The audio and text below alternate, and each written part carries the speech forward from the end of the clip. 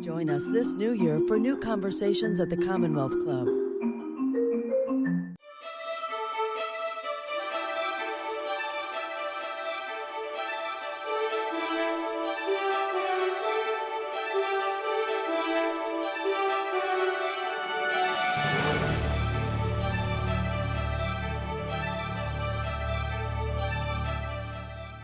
Welcome to the Commonwealth Club of California. I'm the chair of the People and Nature Forum, where we focus on the connection between people and nature, with a particular focus on the United Nations Sustainability Development Goals. Today, we're speaking with Ian Urbana, author of Outlaw Journey Across the Last Untamed Frontier. Welcome, Ian. How are you doing today? How are you? I'm good. Excellent. So Ian, what inspired you to write such a groundbreaking book and set up the Outlaw Ocean Project? So I was on staff for about 17 years at the New York Times, and my mandate was as an investigative reporter. So I would do big stories or series, and I wrote a series for the paper for about 2 years called The Outlaw Ocean, and that was about 8 big stories about crimes at sea.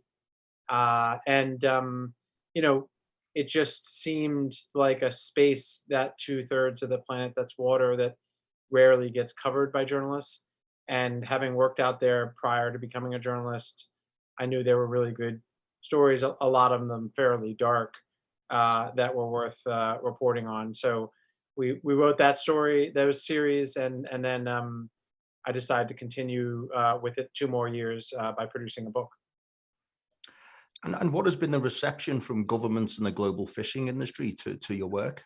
Mixed. I mean, we're going on 7 years now, and dozens of stories. And so the true answer to the question is story specific, So the reaction, for example, to the reporting we did about sea slavery in the Thai fishing fleet, that was a very strong hit on the Thai government at the time. This was 2015 when we put that story out initially, and the reaction was a sense of alarm and engagement. And then over the course of the next 2 years, we worked with the Thai government. I went back to Thailand, did further reporting, and produced the chapter in the book. And so the sort of reaction subsequently from the Thai government, just as one example, was one of sort of constructive engagement, and a lot of reforms came out of the reporting. Other stories, I think we're going to discuss one of them, a murder case that we looked into that really implicates the Taiwanese government. The reaction was quite different, a sort of stone wall of silence to that reporting. But ultimately prosecutions after 7 years. So it really varies topic by topic. Okay, thank you. Can you take us through what has led to the oceans being such a lawless place? We kind of think of the economic exclusion zones we can see kind of from the coast out to sea, but maybe we don't necessarily think further than that, out into the oceans and what has happened to make it the way it is today. Yeah, I mean, I think when I talk about the outlaw ocean, I'm speaking quite especially about sort of extra legal behavior that occurs to a large degree on the high seas, so outside of national jurisdiction, beyond the 200-mile mark typically. And quite often what happens is there are egregious behaviors, arms trafficking, human slavery, murder, intentional dumping, abusive stowaways, these sorts of things that happen. And bad things happen on land too, but the distinction here is that the level of impunity, the lack of investigation, the sort of anemia of law enforcement out there on the seas is really what's most distinct about that space from land. Bad things happen on land, but usually there are investigations and prosecutions, there's jurisdiction, people get involved. Out there, when bad things happen, it's far less common that there's follow-up investigation, prosecution. Understood. So I understand you spent about 4 years out at sea doing the research for this book, and you have a few pictures to talk us through. So we're just going to bring up the first picture, which I believe is the sinking of the Thunder. Can you tell us a little bit more about what transpired to this? Yes, I mean, this was a story. It was sort of an epic tale of what came to be known as the longest. Whether this is true or not, this is what law enforcement was saying at the time. The sort of longest law enforcement chase in nautical history, and it didn't involve law enforcement, which is a curious sentence, right? If you think about it. So this was a situation in which you had a ship called the Thunder, which is what you see sinking there. This ship had a long and illustrious career engaged in illegal behavior, largely illegal fishing, but also human trafficking and dumping. Um, it had gone over a decade of illegally fishing, quite often in the Southern Ocean near Antarctica, and routinely, even though it was added to what's called the Interpol Purple List, which is a sort of arrest on site list, no one and ports around the world really would exert authority and detain the vessel. So it was engaged very openly in illegal activity. This ocean sort of conservation group that many people know, some don't, called Sea Shepherd, um, which is sort of direct action, more radical, more aggressive version of Greenpeace, that has a fleet around the world, decided it was time to sort of highlight this problem whereby you have illegality happening in plain sight and no one's doing anything about it. And they decided they were going to find the vessels on this purple list wherever they were in the world, and then they were going to shadow them and chase them and sort of raise a clamor around them as those vessels attempted to offload their ill-gotten catch, right? And the Thunder topped that list because it had caught over $60 million worth of illegal fish over the course of a decade. And so Sea Shepherd found the Thunder, nets in the water in the Southern Ocean, and then began to chase it. And the Thunder ran for a total of 110 days, over tens of thousands of miles. And my team and I were lucky enough to get tipped off about this sort of epic chase that was happening. And we found a way to get on board it and to report about it. And ultimately, as you see here, spoiler alert, the captain of the Thunder decided to sink his own vessel off the coast of Sao Tome and Principe, an African country, ostensibly to scuttle the evidence on board that he'd been involved in misbehavior. It didn't work. The captain and his officers were arrested, incarcerated. The crew was sent home. But this was the case that sort of showed, in my view, the outlaw ocean. On the one hand, you had this extra legal player in the form of Sea Shepherd who operates in the gray area or outside the law as sort of conservation vigilantes. And on the other side, you had these very decided, well-documented illegal actors who had gotten away scot-free for many years. It just summed it up perfectly for our purposes. And I had the chance to interview Paul Watson, the founder of Sea Shepherd, several months ago, and he was telling me that when they actually scuttled it, they put a Mayday call out, and of course the only vessel in the area was the Sea Shepherd. Were you on board at the time when they rescued the guys off the boat? I was not. I had left a week earlier. I'd been on board for quite a while and flew home, and I was actually on my way home when I got a call from the captain, Peter Hammerstedt, and he said, "Hey, you're not going to believe what's going on right now in front of me." But that's quite right. As Paul describes, the captain of the Thunder said that they were sinking and they needed rescue, and indeed the two Sea Shepherd vessels that had been trailing them engaged in a rescue and scooped up the crew and the officers. I should imagine that was quite a tense moment for everyone involved. Yeah, quite so. Yeah, there was a real standoff between the captain of the Thunder and the captain of the Sea Shepherd ship. In that case, Peter Hammerstedt and Sid Chakravarti were the two captains. And the Thunder captain, was very self-righteous and wanted to be respected. And the Sea Shepherd captains were trying to engage in a rescue and not a law enforcement action, but nonetheless, they were rescuing the people that they'd spent 3 months chasing. Mm-hmm. If it's okay with you, we'll move on to the next photograph. Sure. Okay. So this is a vessel off the coast of Gambia. And this is a line of reporting that we did for the New Yorker magazine.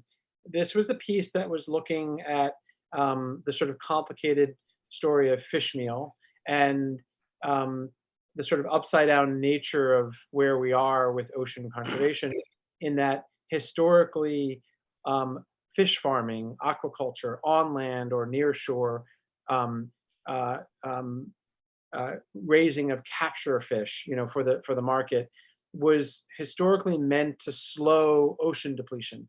The ocean was running out of fish, and so maybe we should start raising fish for the market.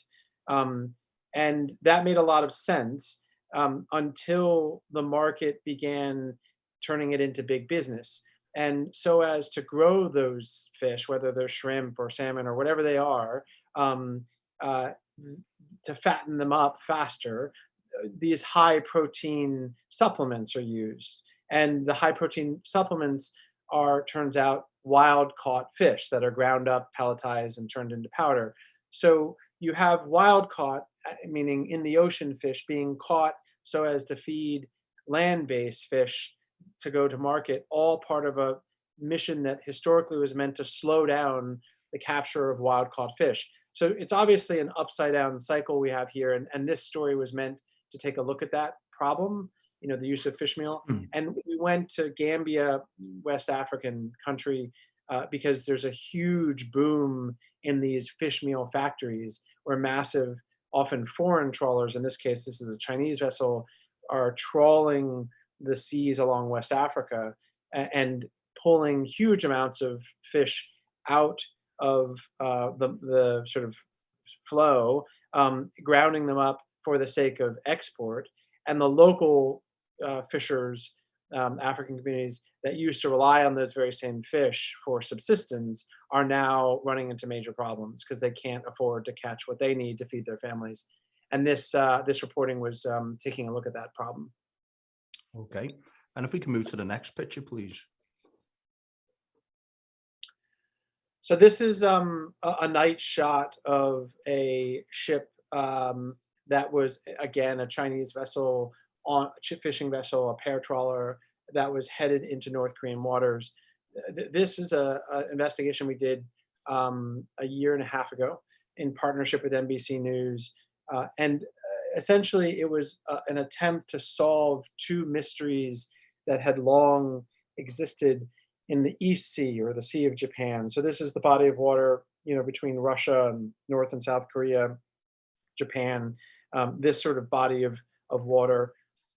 There were two big mysteries in that body of water. One was, why, when squid everywhere else in the world as a stock is increasing, it's Hmm. decreasing and rapidly in one place. Dozens of bodies annually washing up. These are North Korean fishermen washing up on Japanese shores in these decrepit, broken down boats. The theory had been, well, the squid stock is disappearing because of climate change, and those numbers are falling because the squid have moved elsewhere. And the other theory was, the dead fishermen is because North Korea is on the ropes, and it's a very poor, struggling nation, and the fuel is dirty, the boats are old, and the guys are desperate, and they're going out too far from sea, they're stalling, and they're dying. Okay, those two theories are not wrong, but they didn't seem to explain fully what was happening in those waters.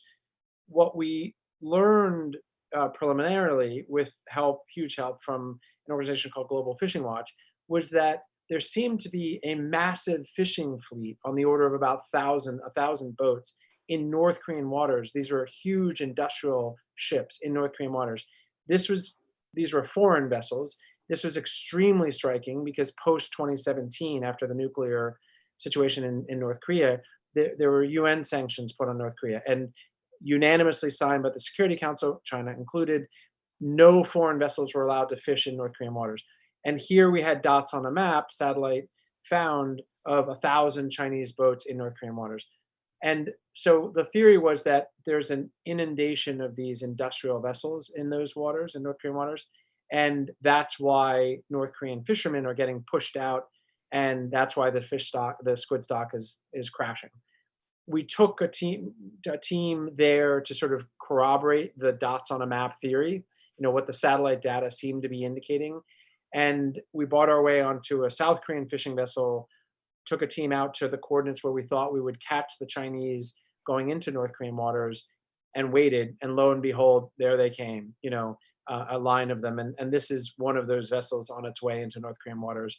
And that reporting revealed what came to be known as the largest illegal fishing fleet ever discovered. It was those 1,000 Chinese boats. Thank you, Ian. So we're going to move to a short video, which we must warn viewers is extremely explicit and depicts a scene of murder of seafarers. So we just play this really quickly, and we're going to ask you, Ian, what exactly has happened here.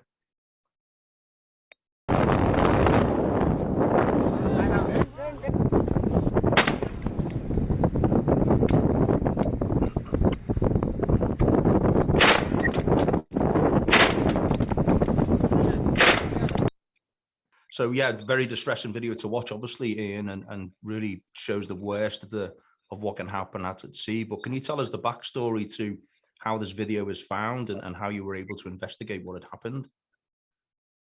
So this video was brought to me by a source who is in law enforcement and knew I was looking into stories of crimes at sea.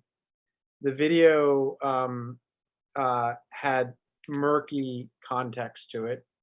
What was known, let's sort of establish the parameters of the video. The video is a 10-minute and 26-second long video that was shot on a cell phone. It depicts, over the course of those 10 minutes, at least four, maybe 6 to 8 men who are in what look to be, high seas or pretty far off from shore waters. They're clinging to what look to be wooden wreckage in the water. And off camera, you're hearing a semi-automatic weapon, or maybe two, firing on them. And over the course of the 10 minutes, you watch as 5 men are killed, with headshots. And as disturbing as that is, even more disturbing is that at the end of the video, what looked to be either witnesses or maybe culprits or both pose for selfies on camera and celebrate the sort of carnal killing that just unfolded. And these men all seem to be standing on an industrial vessel. Okay, so these are the basics that you can discern just from watching the video. The other thing you can clearly discern is no matter what preceded what you're seeing on camera, even if what preceded was the guys in the water were pirates who were attacking this fishing vessel, when the video is rolling, those guys in the water are unarmed and no longer a threat. So you have a clear case of murder. It's hard to, in any court of law, argue that this is self-defense or anything other than murder. So you have a murder video, you have culprits or witnesses celebrating, you have their face on camera, and this is sent to me. So I think as an investigative reporter, when I get it, okay, well, this is exactly the kind of story I should be able to crush. If I spend enough time investigating who are the guys in the water, who are the guys firing the guns, what ship is this on, where is the water that this is happening, what led up to it, etc. We spent a year at the New York Times working on it, put something on the front page. We figured out that the guys doing the shooting were on a Taiwanese tuna longliner. There are 3 ships at the scene, all part of a same fleet. They're all sort of circling these guys in the water.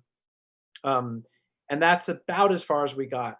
When I put the investigation down, another pretty impressive, intrepid investigator picked it up. He was in collaboration with Nat Geo. He spent another year working on the case. He unearthed a bunch more information. When he put it down, I picked it back up, a couple years later, put a piece about a year and a half ago on the front page of the Washington Post. And sort of that back and forth ultimately culminated in the enough pressure being brought to bear on the Taiwanese government and their prosecutor's office to arrest the captain of the ship where the shooters were, prosecute him, and he was sentenced to 26 years in prison last year. That's great news, and thank God you were able to bring them to justice. So you've worked with several organizations such as the Stella Maris Catholic Nuns to rescue what in effect are sea slaves. How difficult are the challenges facing these organizations? They're huge. I mean, these organizations that specialize in anti-trafficking work, quite especially aimed at seafarers or service providing in general, there's a huge problem of abandonment and stranding of seafarers, which is not a trafficking situation, but it's no less egregious and can ruin people's lives. And on any given day, there are hundreds of cases of mariners who are stuck someplace and they have no way to get home and they have no way to leave their ship, and no one's answering their phone. And there are this small handful of organizations that really specialize in trying to troubleshoot those situations, whether it's Cambodian deckhands who've been trafficked across the border into Thailand and sort of captively via debt bondage or even shackled, onto Thai trawlers, and then they jump ship and try to flee. There are organizations that try to help them get away, or mariners on oil cargo ships that get stuck in the port of UAE, and the captain is the owner of the vessel has cut his losses and stops returning calls and declares bankruptcy, and those guys on board are stuck. They have no way to get back to Indonesia or wherever they're from. These organizations work on those cases, and they tend to be underfunded, maybe 3-4 men or women in an office near the port with a small budget and kind of a lot of persistence, and they're constantly pressuring the government, the unions, the insurers, the flag states, the ship owners to do right by these folks. And they're really heroic. I have to say, these organizations are really unsung heroes in this space. Exactly. And when you look at, obviously, there's one side of it is the fishing that we've just been discussing, but one real eye-opening story for myself was involved in Princess Cruises and their use of these magic pipes. Can you take us through what happened with those guys? Yeah, I mean, there's this striking statistic that we came across when reporting the series, which is that in the course of every 3 years, ships around the world collectively intentionally dump more oil than the Exxon Valdez and BP spills combined. So for all the news coverage, myself included, at the New York Times, that gets paid to spills, which are these tragic, huge events, and for good reason, there's far less attention to the intentional dumping and release of oil, because it tends to be a slow-moving phenomena, disparate, discrete, and ubiquitous, and so it doesn't have the dramatic newsworthiness of the BP spill, a singular big event, acute event. And so I wanted to sort of tell that other chronic, non-acute story, of intentional dumping, and to tell that story is to look at, the phenomena of the magic pipe. The magic pipe is this concept method whereby ship operators do a sort of crass business calculation and look at the economics of what it costs to dispose of the waste matter on these ships. And if you're talking about a cruise ship, it's huge amounts of oil and runoff, and how they're supposed to process it and dispose of it is they bring it inshore and they offload it, and it costs a pretty penny to deal with it by regulation. Alternatively, you have your engineer install a quote unquote magic pipe, which essentially is a tube that goes underneath the ship, and you flush the stuff when no one's looking. And that's a much cheaper way to get rid of it. And you have this sort of excuse in your head that, well, dilution is real, the oceans are huge, and what does my little litter here, liquid litter, really do to harm the ocean? But the stuff accumulates, and there's a lot of it happening all the time. And so we wanted to look at that phenomena, and we looked at a big ticket instance of it, which was Carnival Cruise Company had their engineers on at least one ship, likely multiple, install magic pipes and dispose of waste in that fashion, and they got caught, and they, faced at the time the largest civil penalty ever levied against a shipping company, against a cruise company.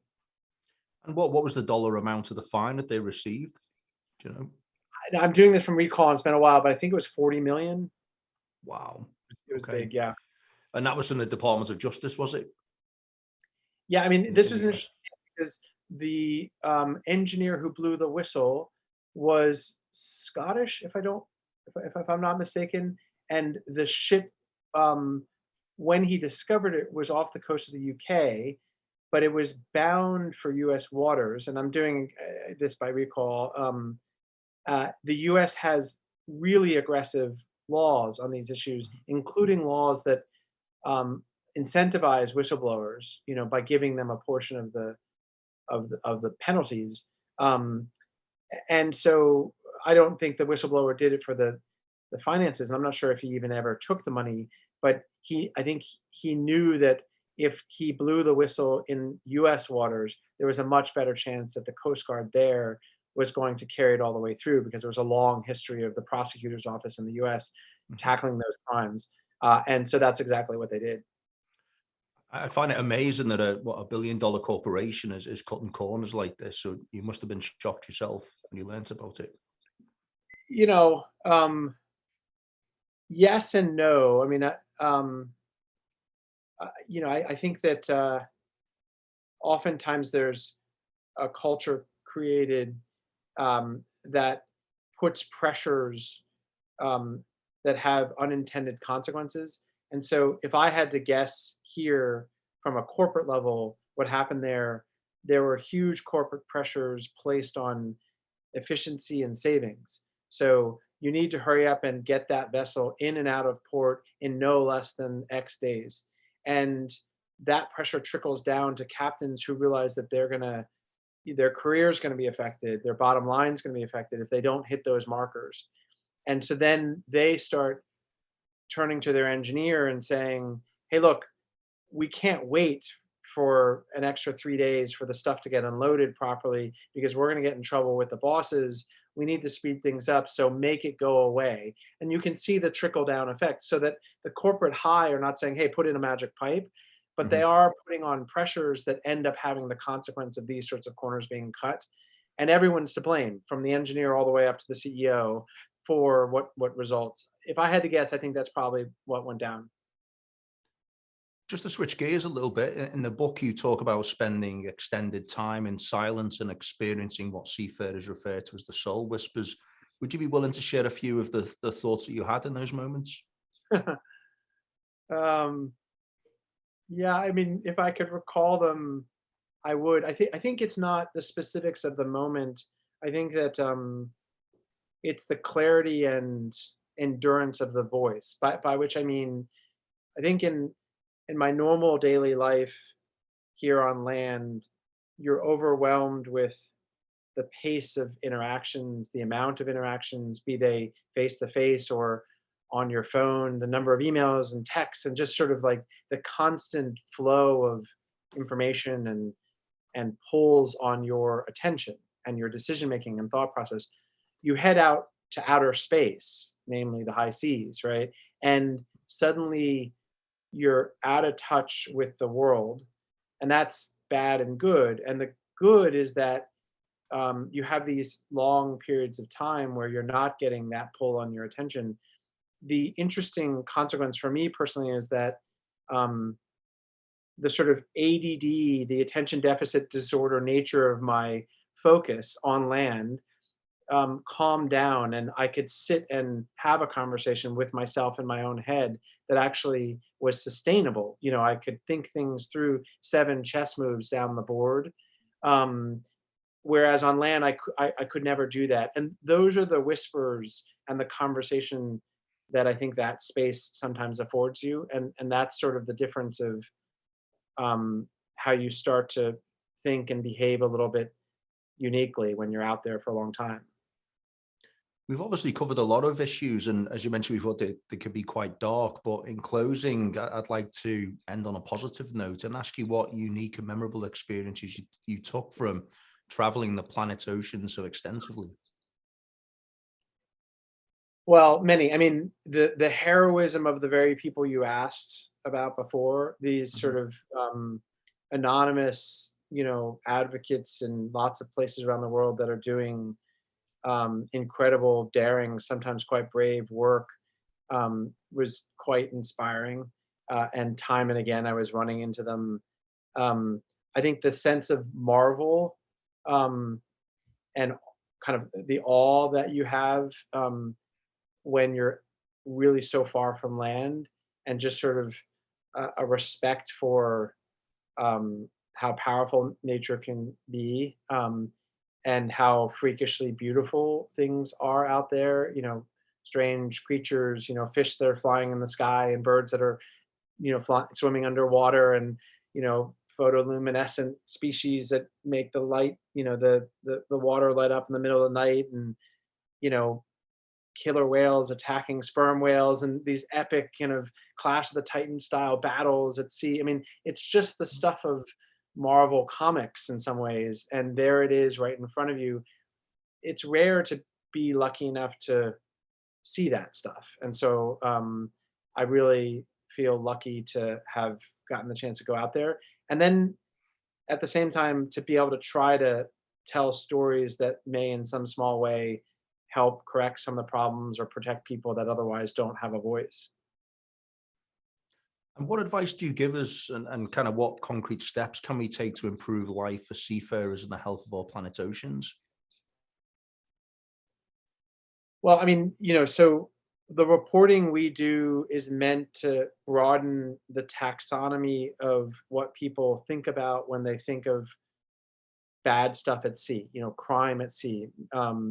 So I think, um, historically, and to a large degree Hollywood driven, when you say maritime crime, people think of Captain Phillips style Somali piracy, or the BP spill, or ocean plastic. These are things that are conjured up because there have been big campaigns or big cultural moments around them. What I wanted to do was raise the awareness of all the other things that are happening out there, so that there's a more accurate sense of the diversity of problems that need to be solved.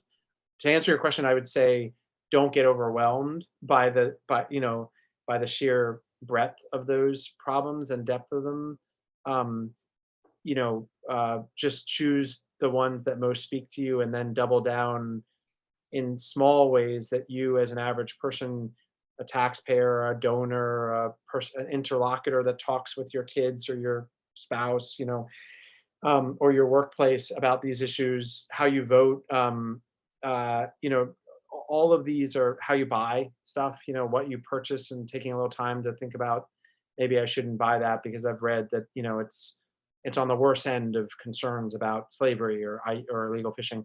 So just in small ways, trying to use your various different roles to help tackle some issue that's a part of it that speaks to you. Thank you. So we have a couple of questions that have come in, and for the viewers who would like to ask a question, and now's the time to just let us know, and we'll put that question to Ian. But one of the questions is, how do you prepare mentally for your kind of trips and long stays out in the oceans? Um, well, it sort of depends. If I'm going on a vessel that's a really well stocked vessel, U.S. Coast Guard or Doctors Without Borders or Sea Shepherd, you know, um, the preparation is not as hard. If I'm headed to South Korea to head toward North Korean waters on a, you know, buying my way onto a South Korean squid ship, okay, you got to think carefully about your preparations there, or a Thai trawler looking for sea slaves. You're going to be in very rough conditions, and you've got to think carefully about your tech, you know, um, the technology you want to have on you, so that if you fall overboard, your tracking technology and sort of a security plan, um, your sort of own hygienic tech, kind of your kit when it comes to just ensuring that, on a lot of these vessels, for example, on the South China Sea, um, eating with people is an entry point to get to know them, and sitting down with other deckhands and eating what they've prepared for you is an intimate moment. It's a moment of access to them. You definitely don't want to turn that up. At the same time, you're rolling the dice on food poisoning. And if you get food poisoning and you've got 3 more weeks out there, it's a big problem. You're going to be in bad shape, and there often aren't meds on board. So making sure that you have food of your own, like little stockpiles of high protein, this or that, vitamins, med kit, good tech in case you need to call for help, etc. Backup batteries, solar panels, these sorts of things. And then I often have a pretty disciplined ritual on how I structure my time so that I don't lose track of my relationship with what I want to get done. How much do I write? Making sure I work out in the morning, getting enough sleep, not working too hard, not spending too much time in the sun. All these things I kind of police very carefully because one wrong move and you can end up sick. Yeah. And another question is, what about piracy and militant takeover of other ships? Is this a threat to the environment? Well, I mean, these are the question has very broad terms. So one would want to narrow the terms a little bit to answer it in a way that um, is substantive. So, there's piracy and there's piracy. And if we're talking about armed thuggery, whether its goal is to kidnap and ransom people or board and take and then get lost. Okay, well, um, that the relationship between that sort of crime and the environment is a dialectic, right? One feeds the other and the other feeds one. They feed off each other, which is to say, you look at places like the coast of West Africa or the coast of East Africa, like Somalia, and you'll see that a huge driver of that kind of criminality, at least at the outset, was overfishing, near shore, whereby the ability of fishermen to, feed their families and make a buck bottomed out because often foreign vessels, industrial vessels, rape those waters clean. And so, at least in the early stages of Somalia, a new business model came up, which is, hey, we know how to work the waters. We've got boats. We know the routes. We know where people are coming. But there are no fish to be had. But there's some, guys to rob, and we can make some really good money. And so in the early days, that was a business model. It soon became something else entirely. But there are real relationships between overfishing and the insecurity that causes and other forms of crime like piracy. And how can people support your work moving forward? Do you accept donations?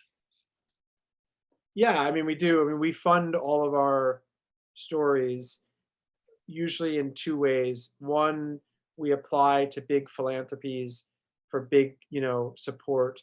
And then two, and overwhelmingly from small individual, donors who go to the website. There's a donate button, and they, give $5 or whatever it is, because they think the journalism is worthy. We really believe in funding our own stories, partially because once we produce it the way we want to produce it and up to the standard we want, then we take it to the Washington Post or BBC or The Economist or wherever it is, and we say, hey, look, we've got this incredible reporting, and it's free to you if you want to run it, because people have helped us make that possible, but you can't own it. So you can run it in The Economist, but we're going to translate it into Chinese and Spanish and French, and we're going to run it in a lot of other places because our goal is to get it seen globally by more people. And if you lock it down in The Economist, only The Economist readers are going to see it. So we've sort of struck this new model that lives on donations from viewers.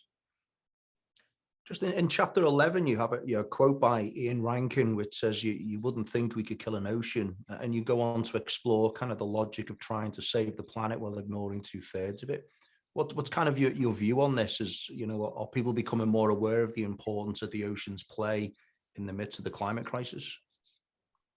I think they are. I mean, I think in the last, as long as I've been on this beat, if you will, for the last 9 years, I've seen a huge shift in just in my realm in journalism. You know, there were no ocean reporters for whom that was the beat, um, and to the extent that there were environmental reporters who covered fish issues or marine issues, Mhm. they covered those issues typically as environmental stories, right?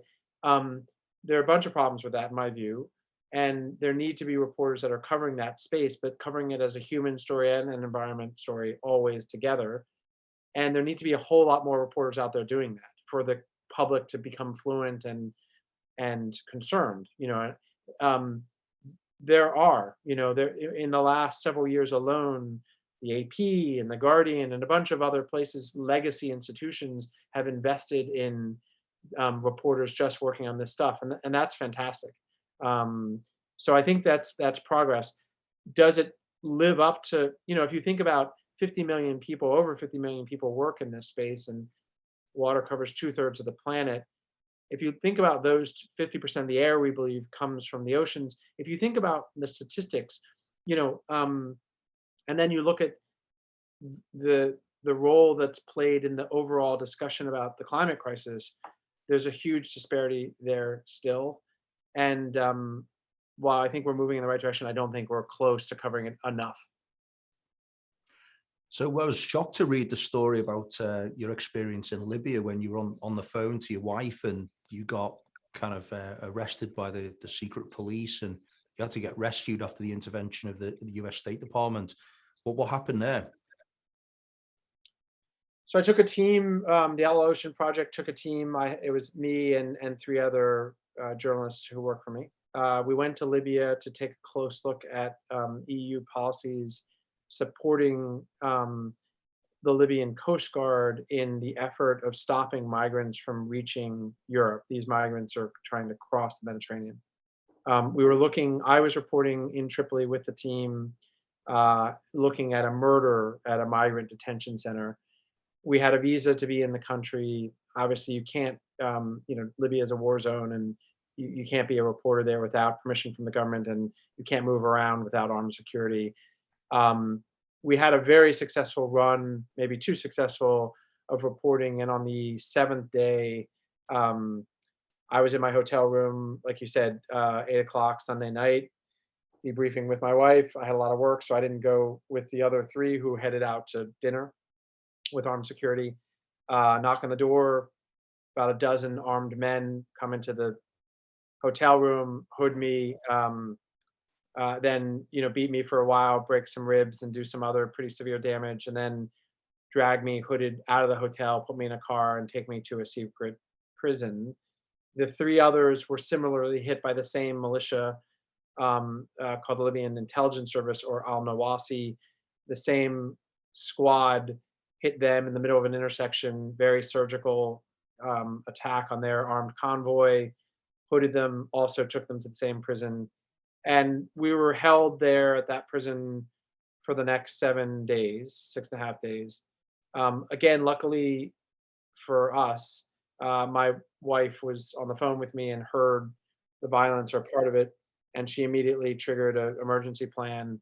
And the U.S. State Department kind of swung into action and began applying pressure on the Libyan president, Libyan attorney general to find us and release us. And ultimately, we were released and evacuated out of the country. Wow. Well, thank God you're safe, and thank you to your family as well for the sacrifice they make in you traveling so much abroad. And so what's next? What's next on your agenda or your calendar? I believe you're headed to the Falkland Islands soon. Yeah, we're working on a series about the Chinese distant water fishing fleet. The Chinese distant water fleet globally is hands down the largest fishing fleet on the planet. You know, it's bigger than the next three largest fleets combined, and the largest portion of that fleet is the squid fishing fleet. Feeding the world calamari market. To a large degree, a lot of very worrisome things are happening in different places. Sea slavery and murder and dumping and overfishing and UN sanctions violations and the like. And so we're working on a series of taking a look at those myriad concerns. And the first part of that reporting will be in the high seas waters northwest of the Falkland Islands, where there's a huge cluster of these squid vessels fishing, and we're going to go see what they're up to. And how long do you think you'll be away for this trip? This will be about a month-long reporting trip. Okay, wow. And I guess my last question for you is that in the book you mentioned that there were some stories you couldn't get into the book. You had to leave them aside. Could you share one story with us that wasn't included? Well, I mean, truth be told, the two big stories that I didn't tackle in the book that felt embarrassing to not have tackled. You're writing a book about lawlessness of the sea, and you don't touch the Chinese, and you don't touch the Mediterranean crisis. So those two stories, tens of thousands of migrants trying to cross the Mediterranean, many of them being killed, many of them being incarcerated in a war zone. That felt incredibly urgent, and it was an outlaw ocean story because a lot of the most nefarious things that are happening at sea, and because you can get away with it at sea. Countries, the EU and Libya, are able to do things offshore that they probably couldn't get away with elsewhere. So those two stories, like you said, the Libya story ran in the New Yorker in December, and that was a year-long investigation. So we got that done. And next, we're turning to China this year. The other big stories that are on my bucket list, seabed mining, I think, is a really urgent story on the horizon. Kind of the mining of precious metals that are going to be used in long-lasting batteries and solar panels and the like, and sort of accessing the seafloor, and what concerns might there be for that, or necessity.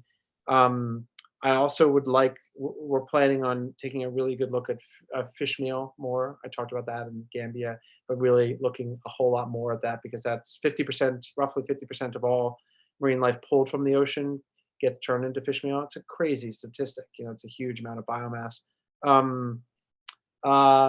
So those are my priorities for the next 24 months.